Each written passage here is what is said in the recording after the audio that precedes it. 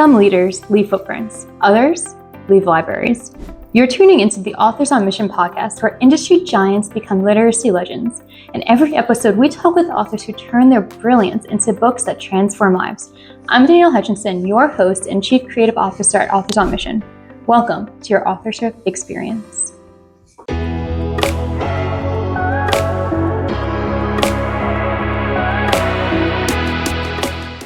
Hello, everybody, and welcome to another episode of the Authors on Mission podcast. I'm your host, Danielle Hutchinson, Chief Creative Officer here at Authors on Mission. And today, what if I told you that the path to becoming a healer could involve nearly freezing to death in a volcano in Ecuador, living among medicine people, and discovering that your greatest disasters might actually be doorways to your deepest purpose?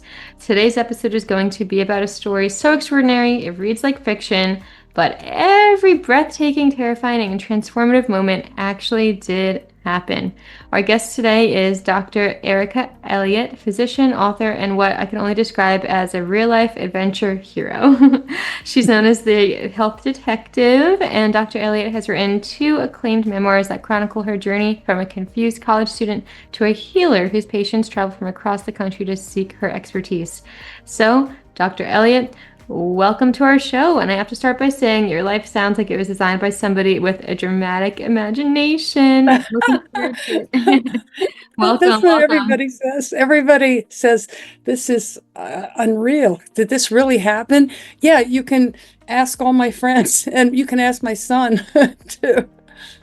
Well, awesome. Please, I'm very excited to get started. I gave a little bit of background here, but right before we hopped on the recording end, you were telling me a little bit about how your books aren't just about you and your stories, which are really amazing, and I think everyone should be diving in to learn more about it. But you told me it really does resonate with people, and people should be learning from this for specific reasons. Can you share a little light on that for our audience today? Yeah, I can. Well, I'm in the process of writing my 3rd memoir. There'll be a trilogy of memoirs. And the 3rd memoir, which hasn't come out yet, is about my very unusual trajectory in medicine, which we could talk about later. But I'd like to talk about the 2 books that are already out there. The first book is Medicine and Miracles in the High Desert, My Life Among the Navajo People. And so after I graduated from college, at Antioch College, and I didn't really know exactly what I wanted to do, but I got a degree in teaching, in education. And so I looked at all the manuals, and nothing looked interesting to me except for one place. And it was in the middle of nowhere in Arizona, near a canyon called Canyon de Chelly.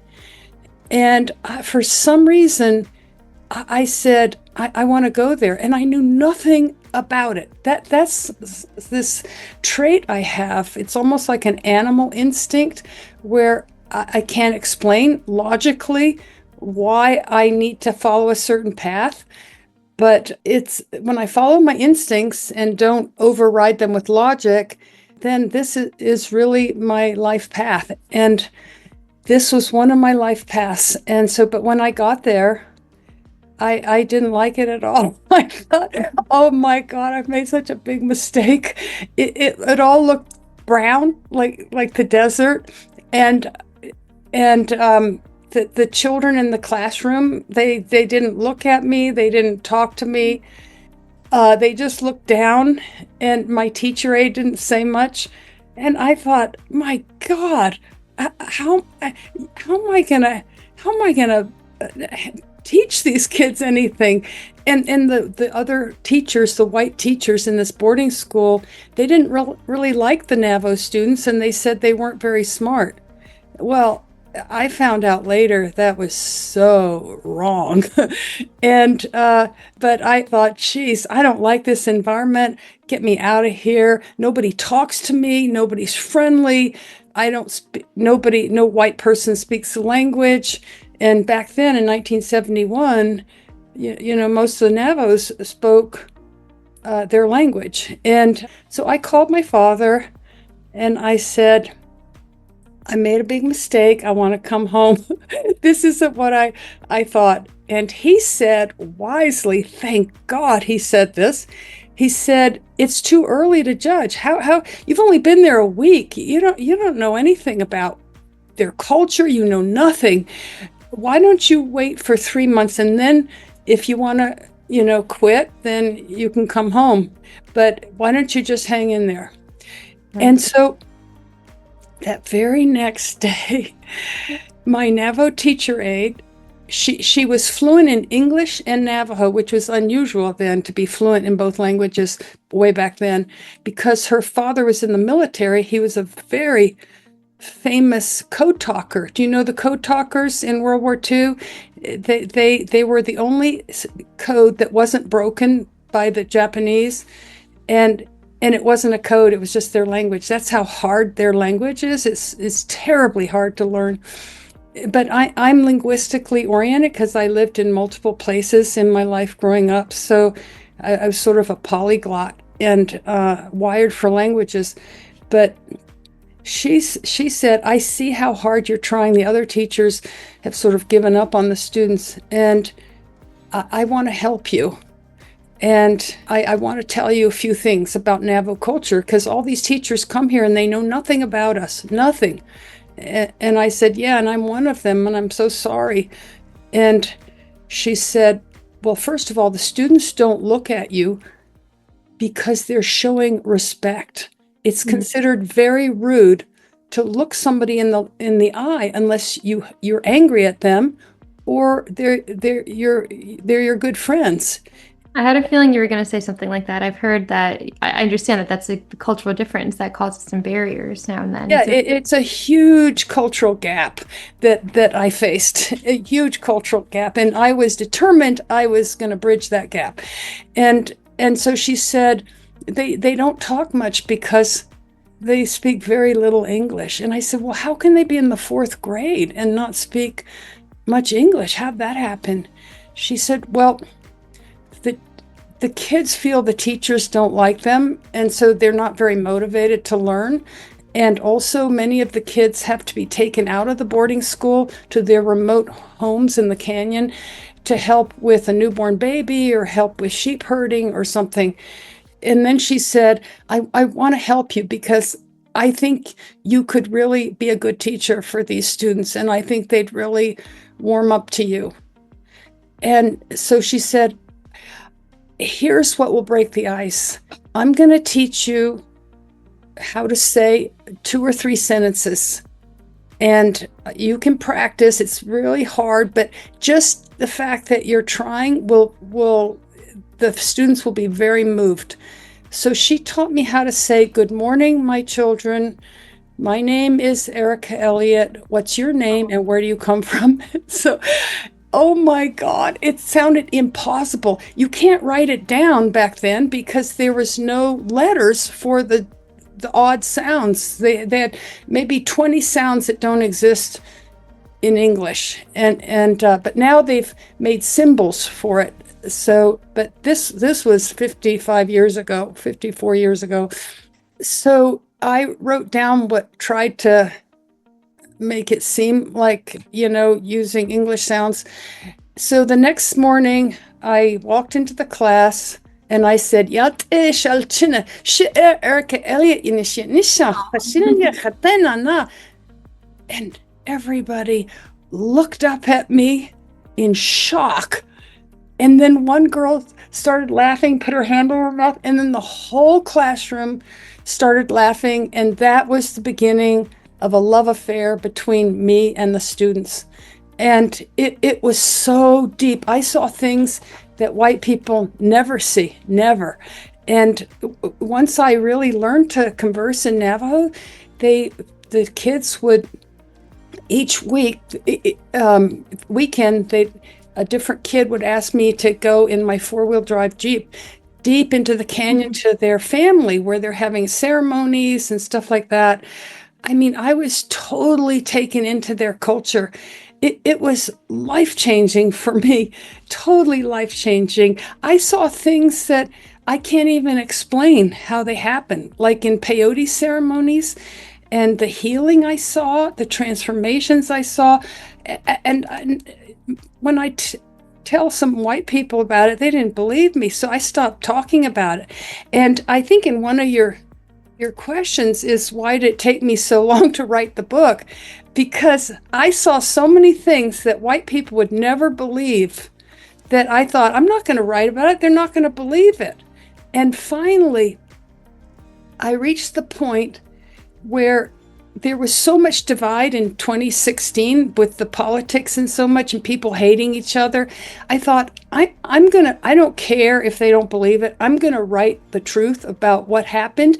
And maybe this will help the cultural divide, because this is one cultural divide that was mended. So I wrote it, and it was a big success. And one of the readings I gave, I told about some of the things that happened in the peyote ceremonies. Like, I had a tumor, a lymph gland tumor, and I was scared of, even though I'm a doctor now, I was scared of Western medicine. And I went to all these medicine men and stuff, and they said I need a peyote ceremony. And so a family that kind of adopted me, they paid the roadman to have a ceremony for me. And this tumor disappeared. and I mean, that's just one of many things that happened. I saw a baby who was very sick with high fever, probably meningitis, in the ceremony get completely well, and Google, what do you call it, gurgle and look at the mommy and smile and everything during the ceremony. And and the most amazing thing that happened is, when my first ceremony, I only spoke a little bit of Navajo at that point. I just very, like a 2-year-old. And in the ceremony, one of the things, you smoke the sacred tobacco that's from herbs that were from the San Francisco peaks. And you go around, you inhale, exhale, and you say a prayer. And my Navajo mother next to me, she said, when it comes to you, she said in English, she whispered, when it comes to you, just pass it on. And something happened to me on the peyote, because she passed me this hand-rolled cigarette, and I did not pass it on. I started praying in Navajo. And I thought to myself, I'm hallucinating. This isn't real. There's no way this can be happening. And then the other voice said, it is happening, and it's more real than real life. And so I had these two voices in me talking. And then the same thing with the water drum. You go around, and it's a metal container with water covered with deer skin, and it gives an ethereal sound. And you sing. And the same thing, when she gave it to me, she said, pass it on, and I didn't. And I started singing, hey, nay, young, yo, hey, yo. I'd never heard what I was singing before, ever, ever. And so I passed on. Anyway, when I was giving a reading at a bookstore about what happened, somebody said, how do you explain that? And I said, I tend to be very honest, and I can't explain it. I'm just being straightforward with you. I could make up something, but I honestly can't explain it. And then a guy raised his hand, stood up. He said, I'm a quantum physicist. It's easy for me to explain what happened to you. And everybody was very intent listening to what he had to say. He said, in quantum physics, everything is, quote, out there. The past, the present, the future is out there. But we don't know how to access it, because we live in a small box, very small box. Our reality is very small, and it sort of has to be, because as babies, the cells start pruning all these different neuronal connections, so you won't go crazy with being exposed to everything. But certain things can give you access, like extreme deep meditation or something, or some profound experience, or in your case, the peyote allowed you to get out of that box and access the Navajo language, their songs, their prayers. And I said, okay, I'll accept what you said. It's the only thing that makes sense. And anyway, so I want to tell you one more thing about this book, and then we could go on to the other one. Is when I was there, I'm a nature girl, and I love to go into nature. And back then, by myself, so I could really just worship nature, so to speak.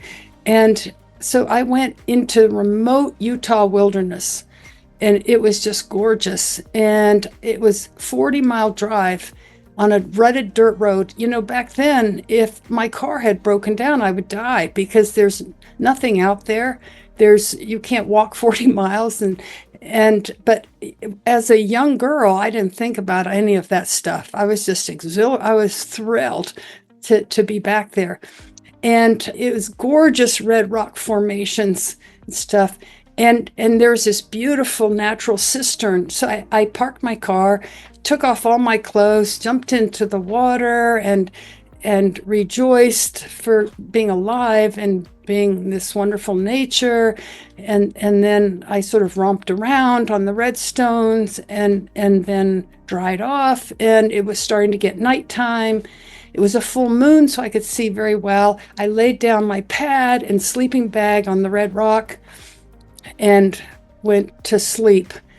And I had this very weird dream that I was with my Navajo family, the one that adopted me. They had a lot of sheep and goats in beautiful Canyon de Chelly, which is one of the most beautiful places I've ever seen.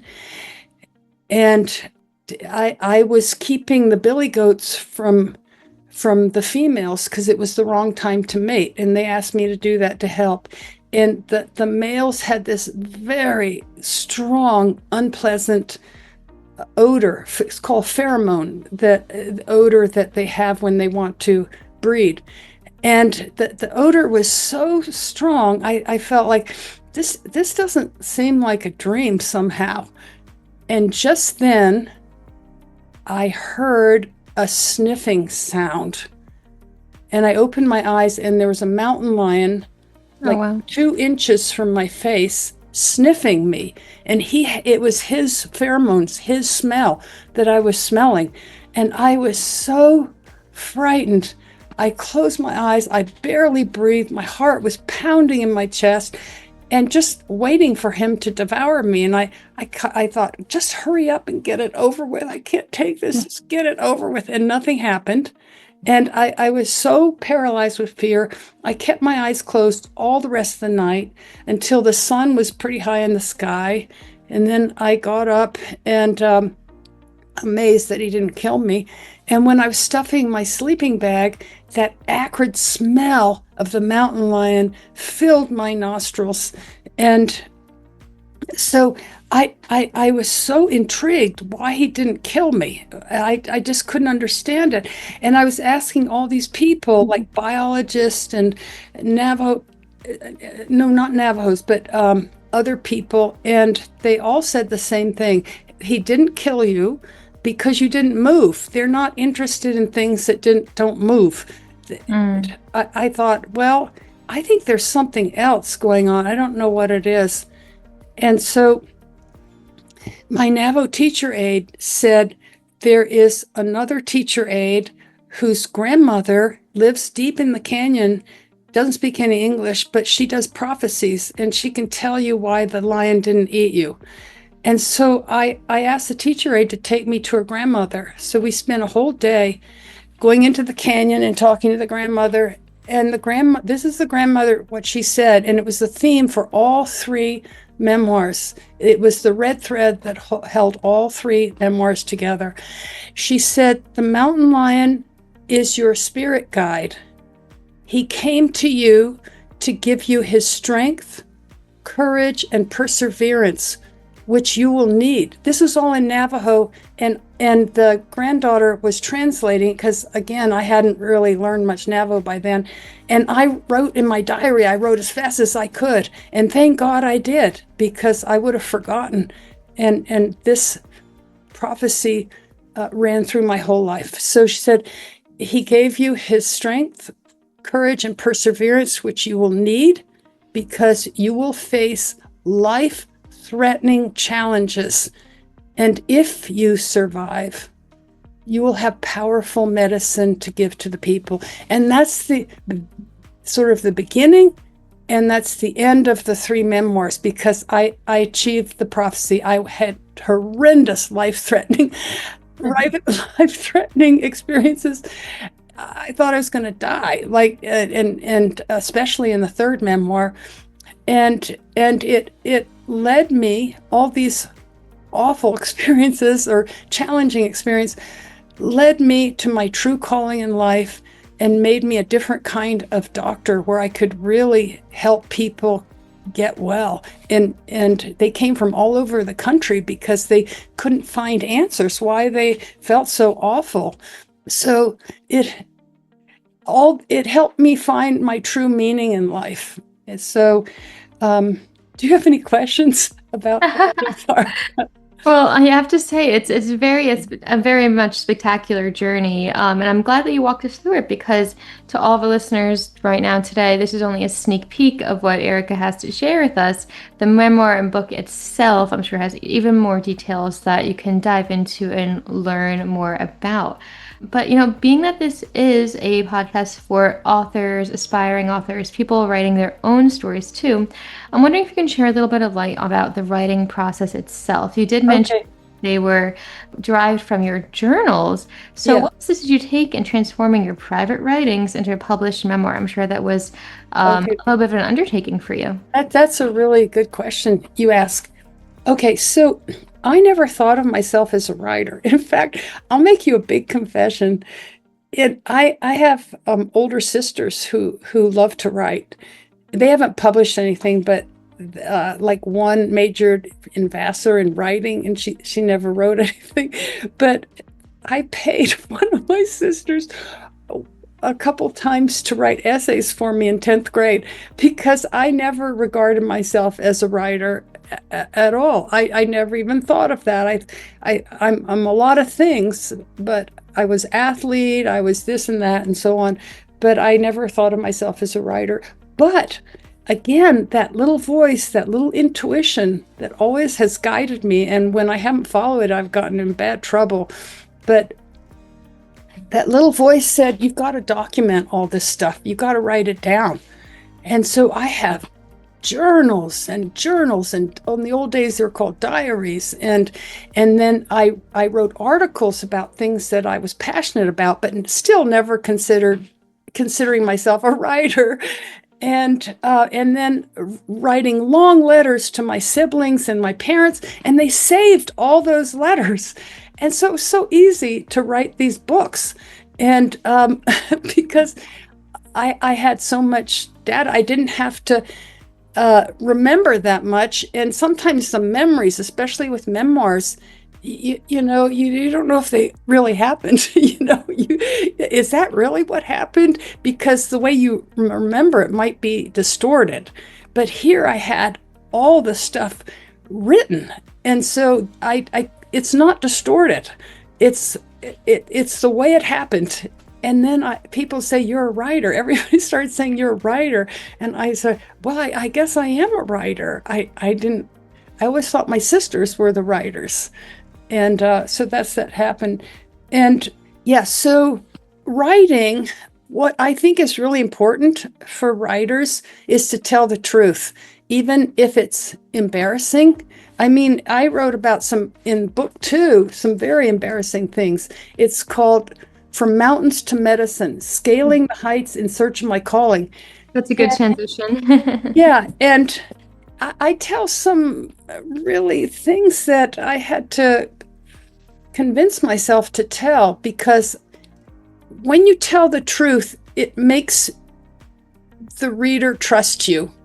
They know you're not bullshitting or trying to present yourself as a perfect person and stuff and gild everything. No, they know I'm for real, because it's terribly hard to tell some of these embarrassing things. But I don't tell them just to tell them.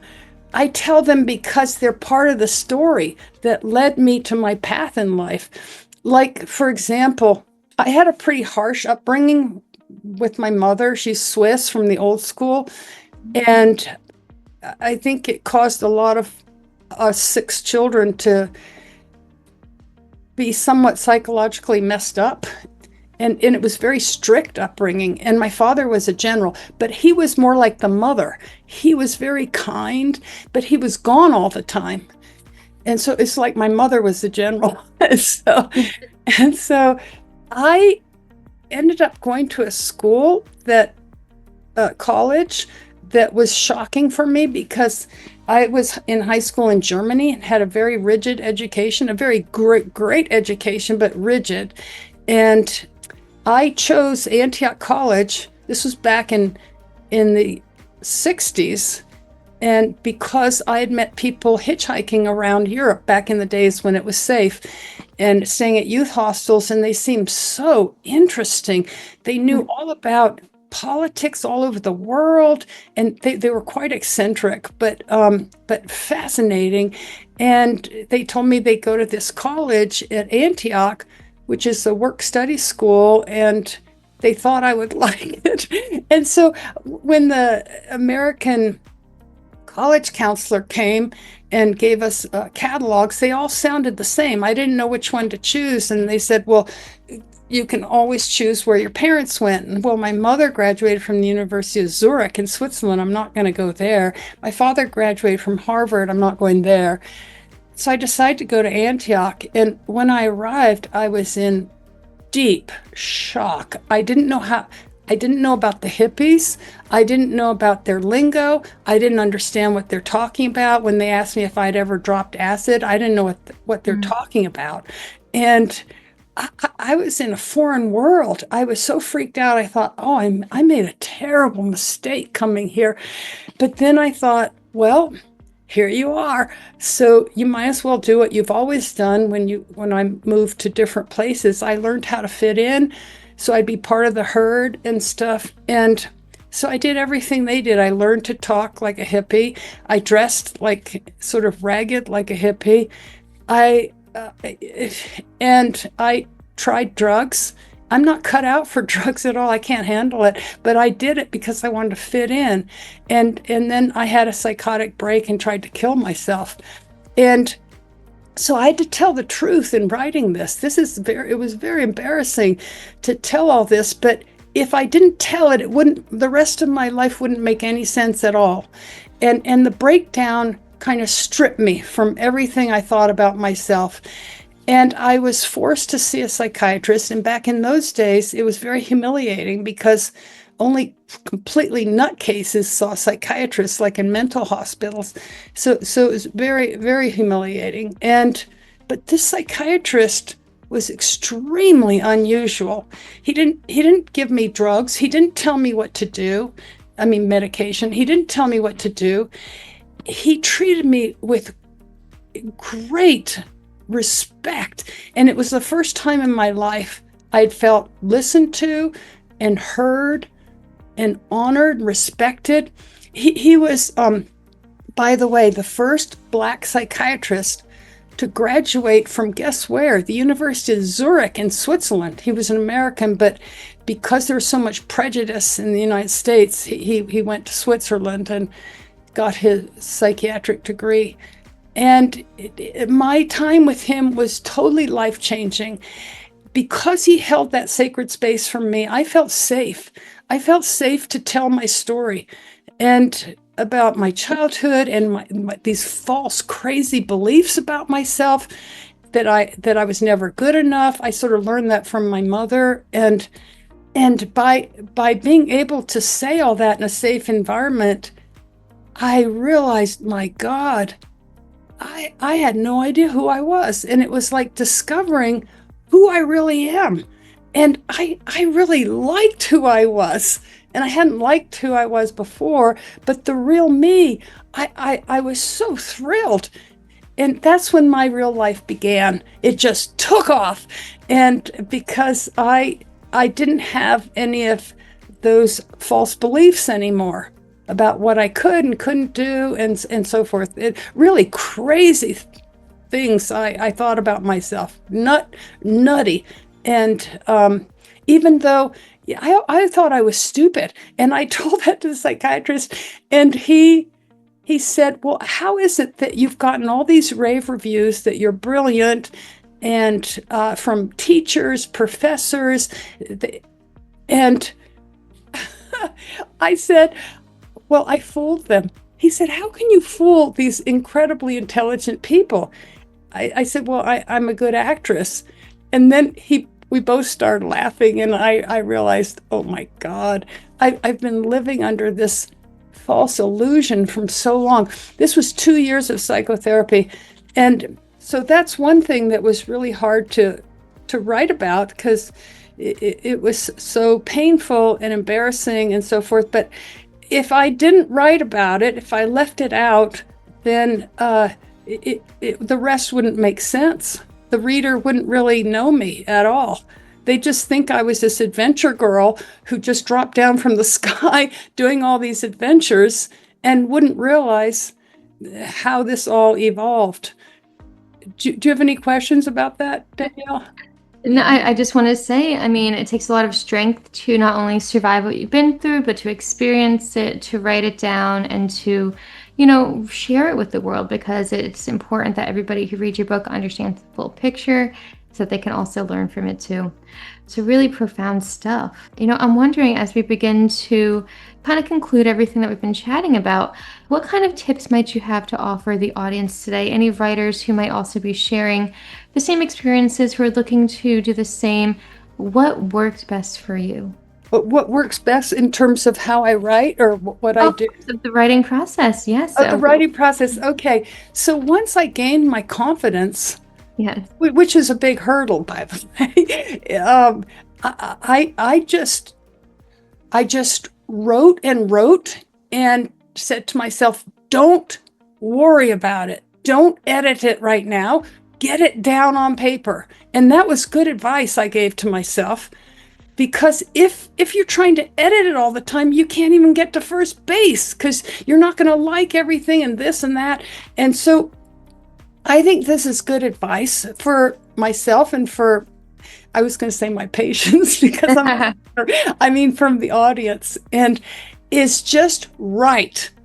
Don't judge yourself. You can judge later. You can edit later. You can criticize later, but get it on paper. Mm-hmm. And that's the first step. You write it, and with no embarrassment, no judgment. Get rid of that. Just write. And then you can look at it and say, oh, this doesn't go there, or this should go there, or I should tell the truth about this and that, and so forth. Or you can get somebody to edit for you if you want. I did both. I edit myself, and then I asked an editor to go over it too. And that helps the confidence when you're trying to get published, that it's not just you editing it, it's a professional editor. Right. Well, hey, I think that's a piece of advice that everybody should be following on today too. You need to at least have something written. It can't be edited if there's nothing on that paper, right? That's how you definitely can get all of your ideas out there and across. Dr. Elliott, this has been really captivating. Your story is insane. I love everything that you've been sharing with us today, and hopefully it inspires people not only to, of course, check out your books, but also to open their minds more. There's so much out there that we just don't know about. I mean, the culture that you're immersed yourself in, and for one, is remarkable. So hopefully people are more inspired to make those changes in their own lives also. But also, my stuff is kind of exotic, like Navajos and South America, Peace Corps and Outward Bound instructor and all that stuff. But you can find the exotic in the ordinary. You don't need to have literally an exotic thing to write about. Even if you're just saying your car broke down and this is what happened and you were stranded and stuff, you don't need to be on the top of a mountain or something. You can make a compelling story out of the ordinary. The ordinary can become extraordinary. That's what I'd like the authors to know. Just tell your story, tell the truth, and you'll be amazed. And you might not think it's that interesting, and somebody else might think it's totally gripping.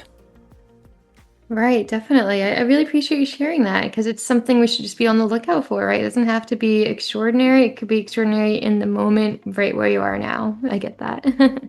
Yeah. But Erica, if people want to reach out, learn a little bit more about you, stay in touch, stay up to Oh, date with. yeah. Here's where you can reach me and stay in touch and learn about my books. By the way, my books are audio with me narrating, and my third one will be also, and it's digital and paperback. So any form you like. I know my son doesn't read books anymore. He just does audio. So, but anyway, so I have a book website, and it's ericaelliottmd.com. That's EricaElliottMD.com. EricaElliottMD.com. And you'll learn a lot about me there. Also, I blog, and that's Musings with an S, Musings, Memoir, and Medicine, all one word.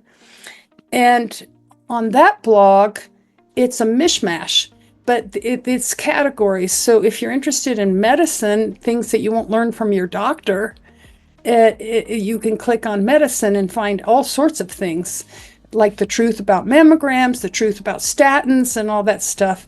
And then there's a category on memoirs, and by the way, some of what is in the book started out as blog posts. That's how I get my courage up. I start out blog posts and see how people reacted, and then it became part of my book.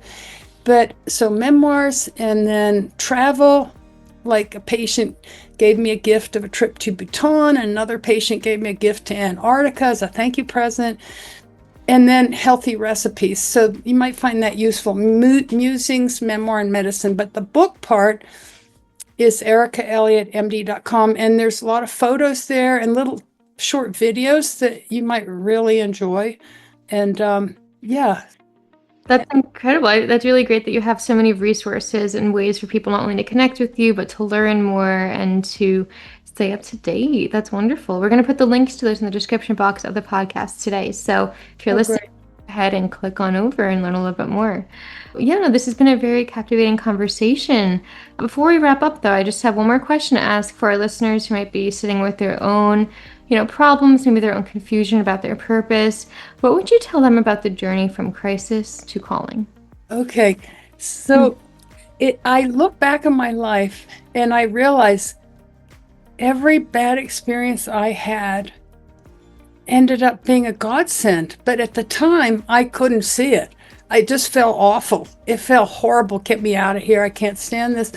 And most of these were physical things, accidents and stuff like that. But there's as a child, there was emotional stuff. But because I had a breakdown, I had a breakthrough. And I went back, and I was the first person in my whole family to say, I love you, to my mother. And that took so much courage. And she cried for the first time I ever seen her cry. She sobbed because I pierced her heart, meaning I saying I love you broke the shield around her heart. And it changed the whole dynamics in my family. Everybody gradually started being kinder to each other and showing appreciation. So my breakdown and then breakthrough helped my entire family, not just me. My entire family was helped by my breakdown. The thing that embarrassed me, that I felt so much shame about, it had huge benefit. That's one thing. And then I was in a toxic building, and I doing corporate medicine, which is horrible. You have 15 minutes to deal with a patient, and you really want to help them, and then you get in trouble if you spend too much time. It's disgusting. And then you order a lot of tests and give a lot of pills for all the symptoms. And so you might say, well, why didn't you do something else? Because doctors who practice the way I ended up practicing were called quacks, and I didn't want to be a quack. And I was a single mother, and I had to support my son, my little son, and be able to not have to deliver babies all night, and or be on call so I could go home at 5 and take care of my son and be free on the weekends. So that's why I made this deal with the devil to work with corporate medicine. But it was a new building full of toxic chemicals, really disgusting. And it so badly affected me that I was badly harmed. My brain was harmed. The whole body was harmed. So I thought my life is over. My life as a doctor is over. I'm so damaged, and I can't even think straight. The chemicals have harmed me so much. And what was so amazing is pretty soon people started coming to my home, and wanting to be seen in my home. I don't know how they found me. And I would be so confused because my brain was damaged. And I'd say, I can't help you. I'm brain damaged. And one of them, the first one who came to my home, said, oh, we know your nurse told us all about it, but can you still help us? And we have the same problem you have. Can you help us? And in the beginning, I had nothing to offer except kindness, compassion, listening to their story, and they'd pay me. I'd say, I didn't do anything. And when I got a little better, I started studying environmental medicine. That's all the things you don't learn in med school. What you eat, what you breathe, what you put on your body, what you wash your clothes with, what you build your house with, all that stuff is never learned, and it's what's happening to all of us now. And as I learned, my practice grew. The more I learned, the more my practice grew from people from all over the country. And pretty soon it wasn't just chemical injured people that came to see me. It was people who didn't get a proper diagnosis. And then I became well known as the medical detective. That was my nickname. And that's going to be my 4th book about how I solve these problems. And it's not hard. It's just showing how bad our system is, because the tools I use are so simple to figure out why people feel horrible all the time. So that really bad experience made me a physician that's hard to find in those days. Now there's more of us. They're called functional medicine doctors. But in those days, there's nobody like me that I knew of. And I could help all these people. And my life became so meaningful. That bad experience put me on my path in life. If I hadn't had that bad experience, I might never have found my real path in life. Wow. Well, I mean, that's what it's all about, right? You have that experience, you learn from it, you help shine a light on it for others to also find their calling and find their path as well. So it is really special. And thank you so much for sharing all of that with us. I know it's not easy to do. So thank you very much for coming on today and teaching us all about this. Yeah, I love talking with you, Danielle. And if you ever want to talk again, I'm happy to talk again. Yeah, of course. Of course. I know you have the upcoming book, so definitely we'd be more than happy to. And to all of our listeners, again, Dr. Elliott's books, Medicine and Miracles in the High Desert and From Mountains to Medicine, they're all available. Check out the links in the description box of this podcast. Check out her blog, her website, everything else. And thank you again for sharing your incredible journey with us and proving that sometimes the most winding paths lead us exactly where we need to be. To our community here listening, remember your experiences, even the difficult ones, might be very building blocks of your expertise and your gift to the world. So keep writing, keep climbing your own mountains, and never waste a bad experience. Until next time, this is Danielle Hutchinson chatting here with Erica Elliott, and reminding you that every expert was once a beginner, every master was once a disaster who never gave up. So, join us next time on the Authors on Mission podcast.